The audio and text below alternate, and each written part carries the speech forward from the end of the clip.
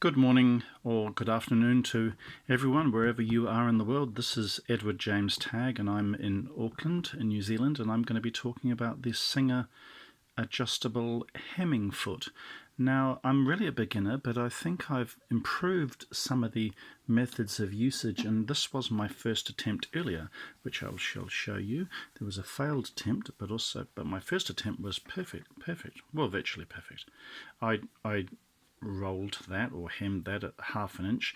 The only problem is that my stitch length is a little bit too small.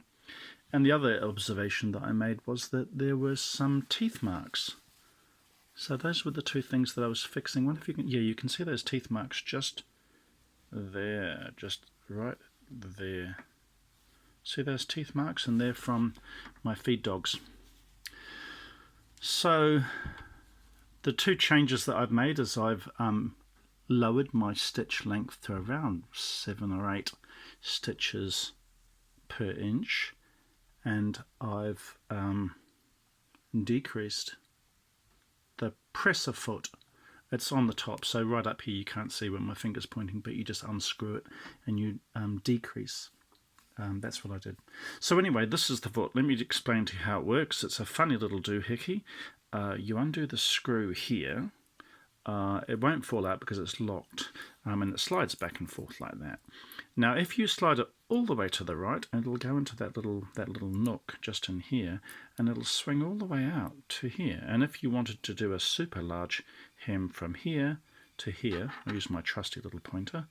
I made this pointer, by the way, using bone from a cow horn, and I think it's quite nice. I turned it on a lathe, so it can go from here to here if you want to do a really big one. But that's a bit advanced for me, and this is only my 3rd attempt to get this right, so all I want to do is just to bring that around here like that, and then you slide it back and forth like this. And what you'll notice is that, let's see how close I can hold it, from here all the way to here are graduations going up from 1 to 8, which is 1 inch, and they're 1/8 of an inch. So I'm going to choose 4/8 of an inch here, and that'll give me 1/2 of an inch, which would be perfectly ideal. So I bring it and I close that little knob off, right as tight as I can go comfortably, and there's a little 4 just there, and so I'm achieving hopefully 1/2 of an inch. Now, the fiddly thing that people can't really, well, it's not they can't understand, but it's just hard, is that the fabric basically curls here, and it must be fed in here where my pointer is, and it comes underneath here, curls up through here and along here, and it has to be pointing into that corner. That's the knob and that's the little pointer, and there's a little recess there, or a little crevice if you like, and that's where it has to go. And a lot of people, what they do is they get really fiddly, and this is the part that I've improved. And from the top, and they basically go in here and they curl it around up through here like that until it's in like that and folded, and then they tug it back and forth. But I think it's a real big problem, so I think I've improved the technique. So that's what it looks like from the top, and there's the hole.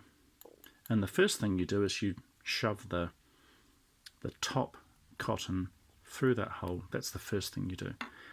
But I'm going to show you the underneath. That's what it looks like. And what I'm going to do is I'm actually going to work it upside down.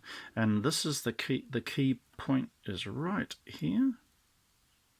And you feed it in here, and it goes under.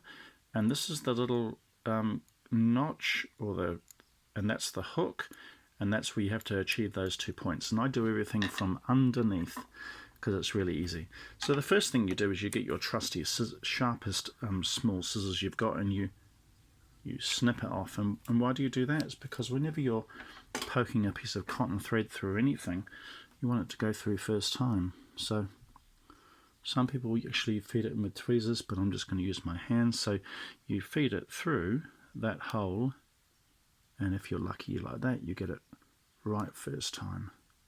Give myself a bit more play in the amount of cotton I'm working with, and tug it through, and that's that's where you want to get on step 1. Step 2 is really turning it over and looking at this to this position, and I get my fabric wrong side up, like that. And then I basically go from about an inch back where my thumb is. I feed it and twizzle it in that little gap, just back and forth gently. Sometimes you have to hold it between here. See the two thumbs, and you're twizzling it back and forth, and then you slide it all the way until you get into that notch. So you come through here, and you have to be butting against the inside of that curly Q and behind that hook. And that's the critical position. If you can achieve that between thumb and forefinger and thumb and forefinger on left and right hand, that's where you want to be. And then all you do, I'll get my little trusty fid out of the way made by Calhoun, and all you do is you turn it towards you, roll it very, very slowly towards you, and then you start swinging everything around. Then you swing all this around like this, and you put it on like that. Simple as that. And then you're almost ready to go. And then all you really want to do is to tidy up all of these loose threads that are hanging around. I'm trying to figure out where they're going. Yeah, okay, loose threads. It's going to be fiddly to understand what they're doing. Here it is. That's the loose thread. And then you move them all out to the right. I'm not quite sure where my underneath one was. I'm just looking for, here it is, back here. I'm just going to do this slowly because this is very important to get these threads in the right place. I mean, it's actually really important. So I'm just hooking that, taking it over. No, I'm doing this slowly, but it's actually critical. So you want to get those threads. There was a lovely English lady I saw on YouTube, and she said that if you get 45 degrees out to the right, you're on a winner. Now, I don't just hold this and shove it back there. What I do is I actually fiddle back and forth, teasing, and I move it with the fabric. So the fabric actually moves the adjustable hemming foot into position, and then I get my trusty little screw and find where it notches in like this and start screwing it in gently and carefully and slowly.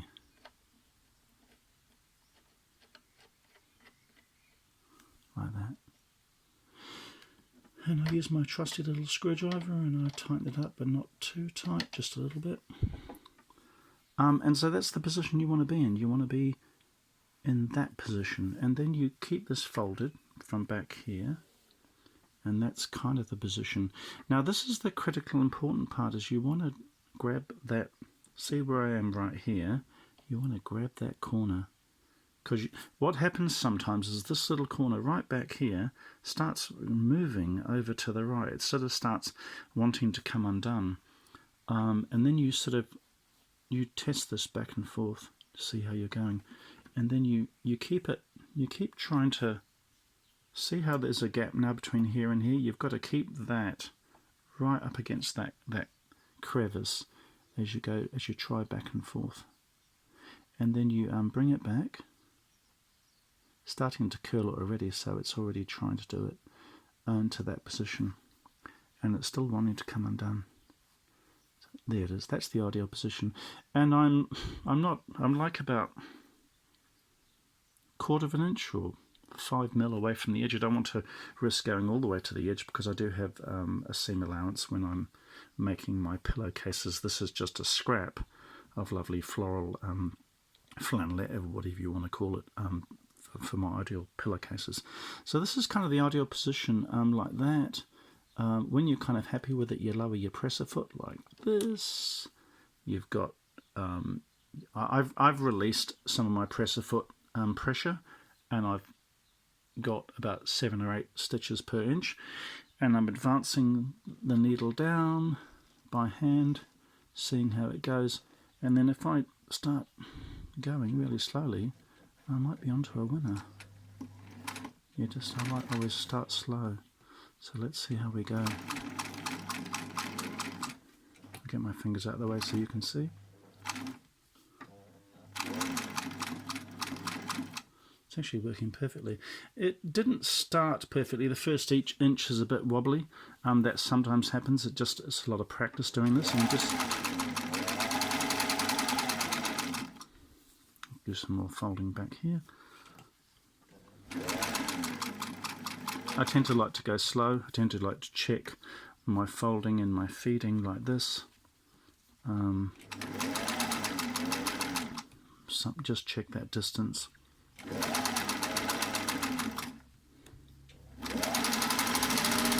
And go for gold at the end, like an Olympic sprinter. Just joking.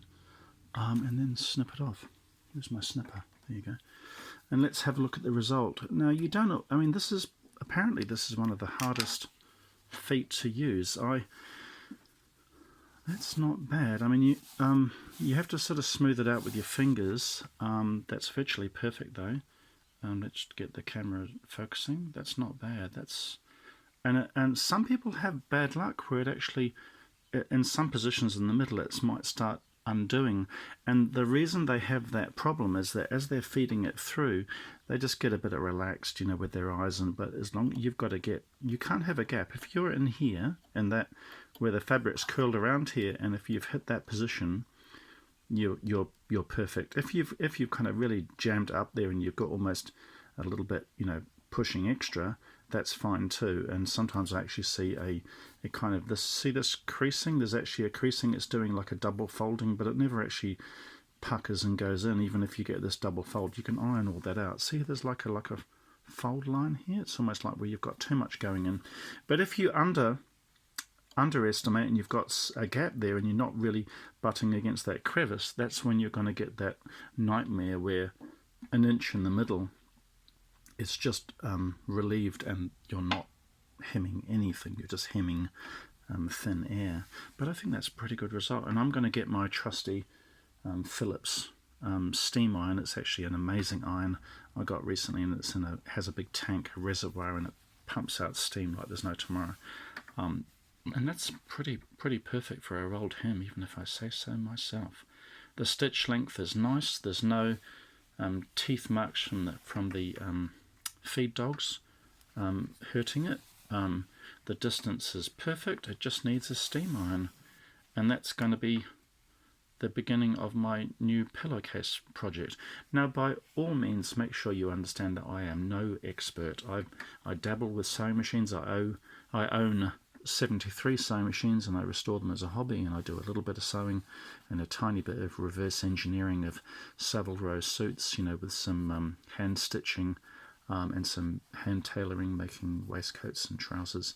But I am no expert. But I think that's fun. That's the only mistake, really. Just sometimes the beginning of the feeding, it's missed there. But if I've got half an inch seam allowance, it's almost going to be starting okay if I use this. But I just think I need another 2 tries, and it's virtually going to be perfecto. Yep, pretty good. So this is Edward James Tagg. Normally inner child therapist, starseed coach, psychic, clairvoyant, medium, telepathy trainer, signing off with a happy rolled hem on my Singer 348. I do have a Singer 401A that's a slant needle machine in my bedroom, and I couldn't use this. I've actually got 5 of these. One is rusted, but I've got 5 of these. And they don't fit. So I had to use my lovely blue Singer 348. But I think I've done enough talking, and I'm going to steam that, and that's going to be a perfect 3rd attempt. So signing off. Thank you.